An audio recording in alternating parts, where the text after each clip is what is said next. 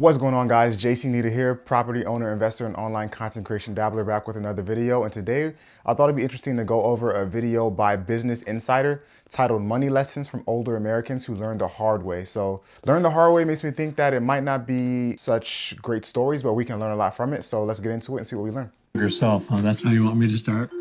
Which part? The beginning? No, read this first and then skip to that. Dear younger self, Dear younger self, Dear younger self, make sure you are paid what you're worth. Save for retirement as much as possible. Don't cash out all your 401k at once. I only have about 3 months worth of bill payments in my savings account. We make very little on Social Security. I still have to work to pay my bills.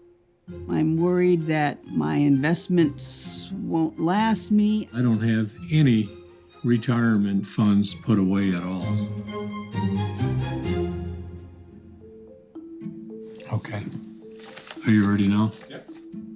Dear younger self, Open up a Roth IRA and learn how to invest. Don't pile up debt. I would tell myself to hold on to my investment portfolio. Save more and give less. Your home is one of your biggest assets. Protect it.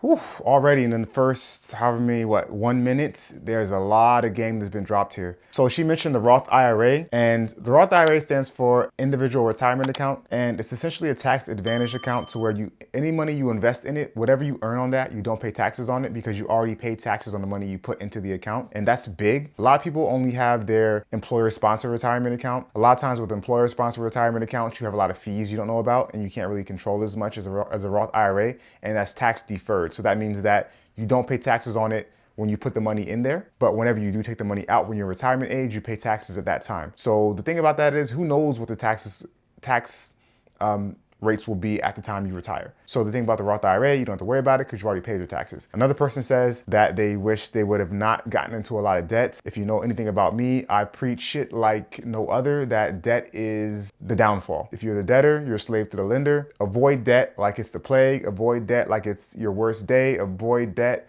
like it's your worst enemy, because it is. And then another guy says here, older gentleman says that he wishes he would have protected his house more. So I'm curious to see more about that, because what does he mean by that? Was it foreclosure? Who knows, but we'll see. After I retired, I cashed out my entire 401k, deposited $110,000 for a down payment on the house. I also paid a 45% income tax bill by taking all the money at once. I opened a Roth IRA when I was 54 finally, and I put $6,000 in it and let it sit there because I didn't know that you were supposed to invest it.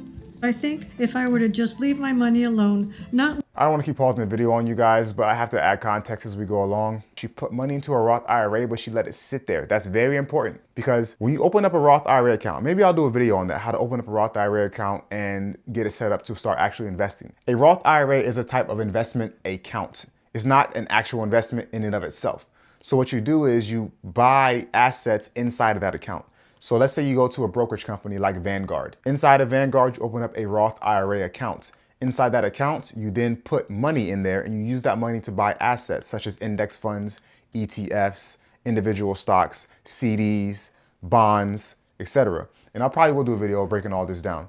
So what this lady's saying she did is she opened up the Roth IRA account, but she pretty much let the money sit in the individual account itself, almost like a bank account, something called a money market account. And so it was earning maybe a little bit of interest like you get in a bank account, but it wasn't growing like it was if you invested it in actual assets. I'm assuming she did not know that, which is why she made that mistake. First of all, it's terrible, but that's something you should definitely make sure you pay attention to. move it around, then it would be worth a lot more today. A financial advisor explained to me that I had to invest it, and I did. And now it's over $41,000. I would definitely advise younger people to put a maximum amount in their 401k or IRA match, because that money grows over time. Just imagine if I had knew how to do that, and when I was 25 instead of 55, it would be quite a bit more. it's way, way better if you plan something way ahead of time than wait till the end like we have. we go.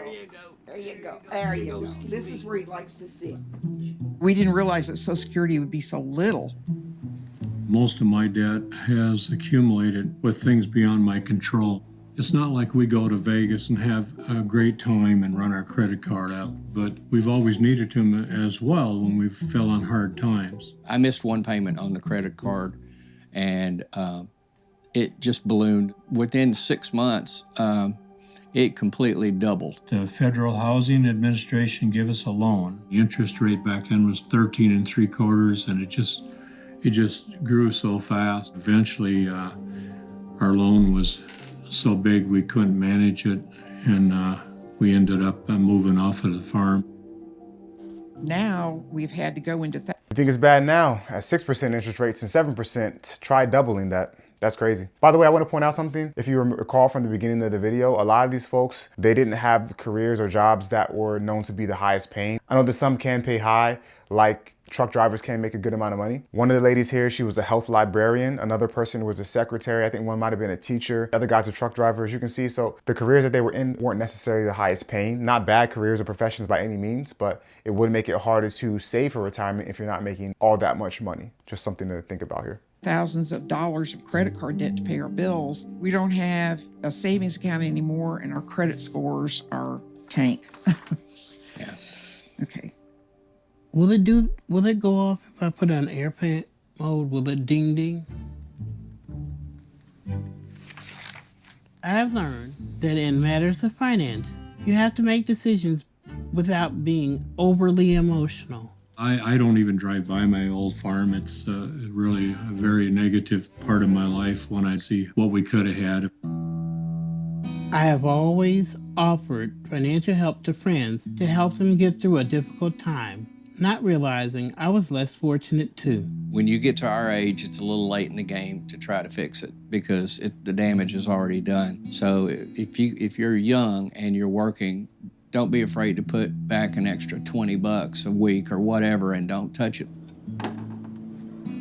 I'm currently an over-the-road trucker. My current financial situation is probably the reason I keep trucking at my age. I haven't seen too many 80-year-olds. Man, is 77 years old and he still has to be a trucker. And again, I'm not saying trucking is a bad business. It's just at 77, you would think that you should be doing something that's a little less intense, it doesn't take as much time or energy, or, you know, it's not as hard on the body being on the road all day. It's just sad to see. We have to do something in the US about how to fix these problems. Now, some things are self-inflicted, but not all. Out there. It's okay to care about people. However, you have to look at what it is costing you mentally and financially. You only have so many years to prepare for retirement.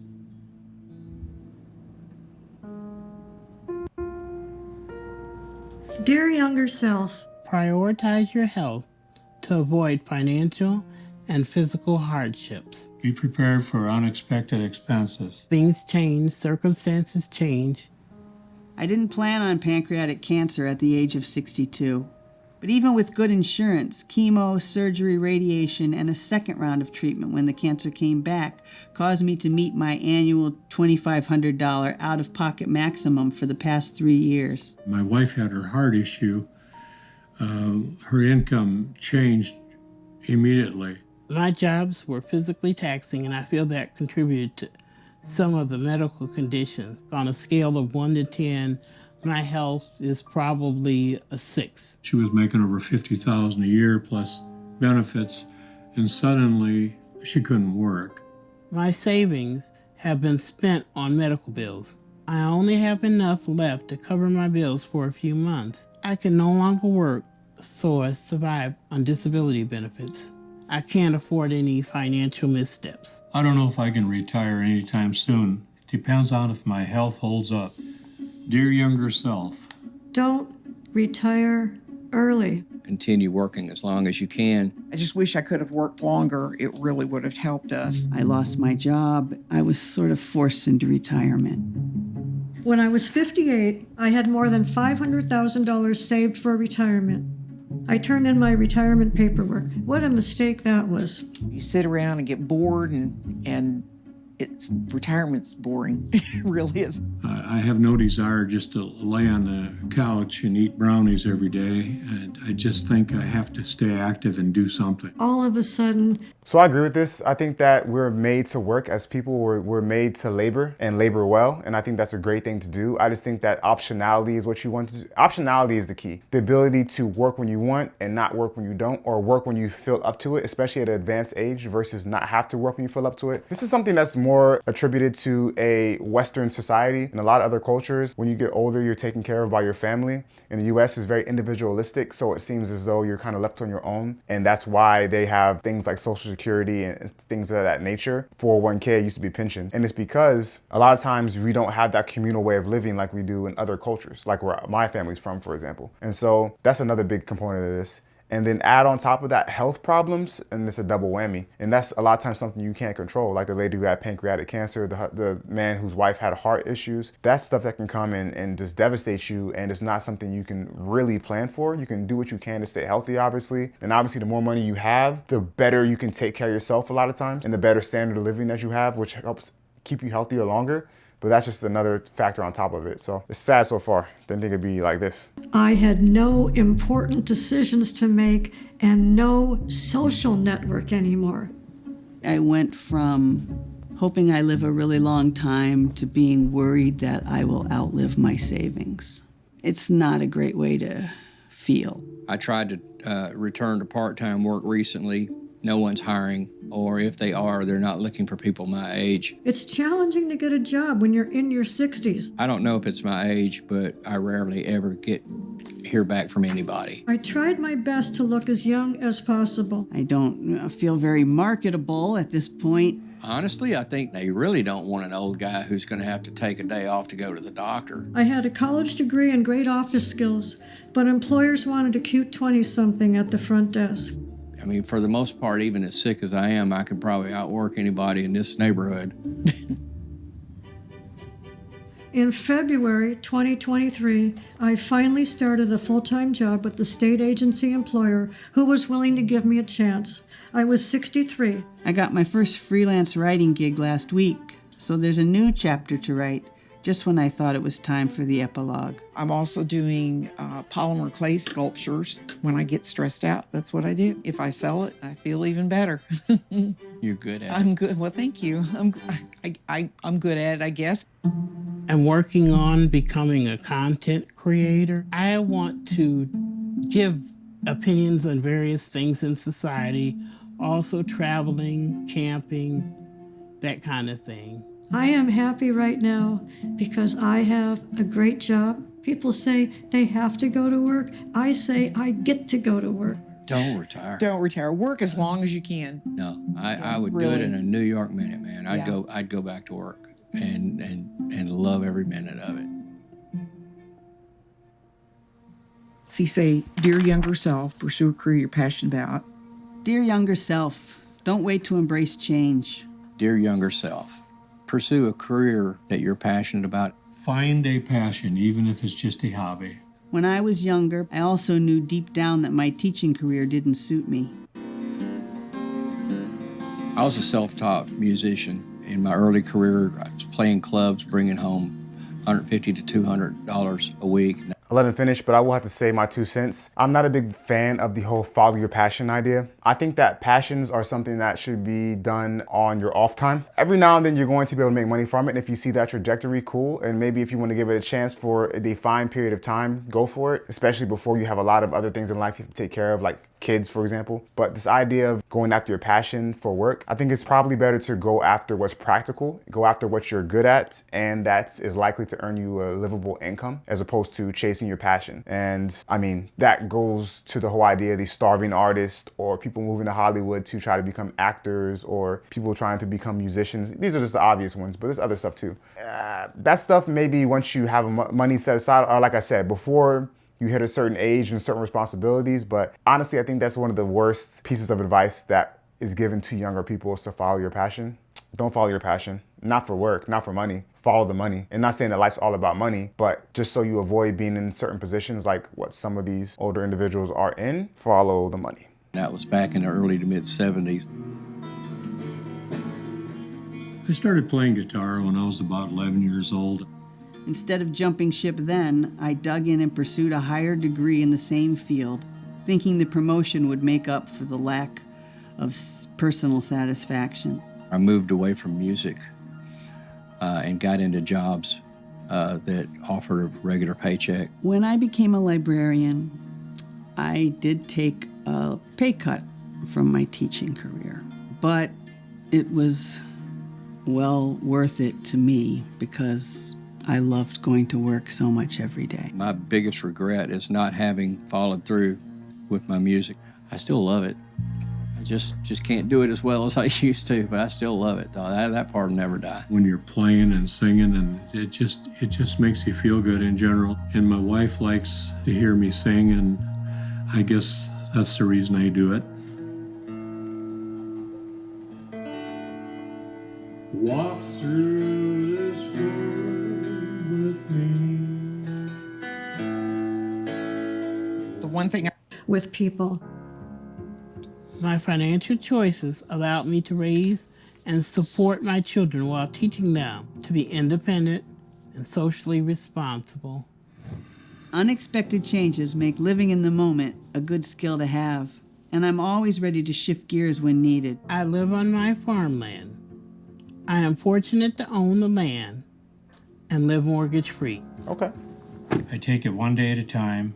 I'm thankful I made it through the day and get up the next day and do it again. My greatest accomplishment is having 3 beautiful daughters who are educated, caring, and productive members of society. That is worth more than all the money in the world. mostly we just want to get somewhere where at least there's community, where people seem to care for each other. I can't waste time looking back at what might have been. My choices, good or bad, are my responsibility. Somewhere along the way, I learned to approach life with curiosity instead of despair. And that's when everything became adventure instead of trepidation. That's when life got really good. I hope you start earlier than I did. But first, open up that Roth IRA. Love, your much older self, Nancy Seeger. I love your voice. Oh, thanks. All that reading to kids. Yeah. No. Okay.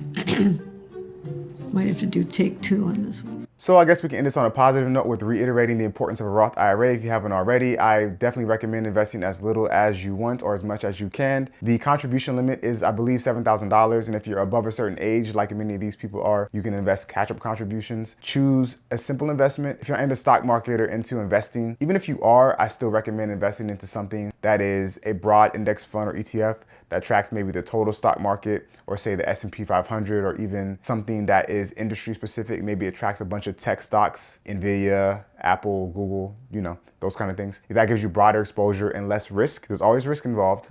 All right, there's always risk involved, and I'm not telling you what to invest in. I'm just telling you what I would invest in, and that's a good way to get started at minimum, because over time it does compound, and when you are in your golden years like these folks are, you'll be thanking yourself that you did it whenever you have that money, you know, at your disposal, and then hopefully it'll help make you more so that you are work optional and not work mandatory. And with that being said, I really appreciate you for sticking around this far if you made it. If you feel so too inclined, subscribe and give the video a like. It really does help with the YouTube algorithm, and I really appreciate it.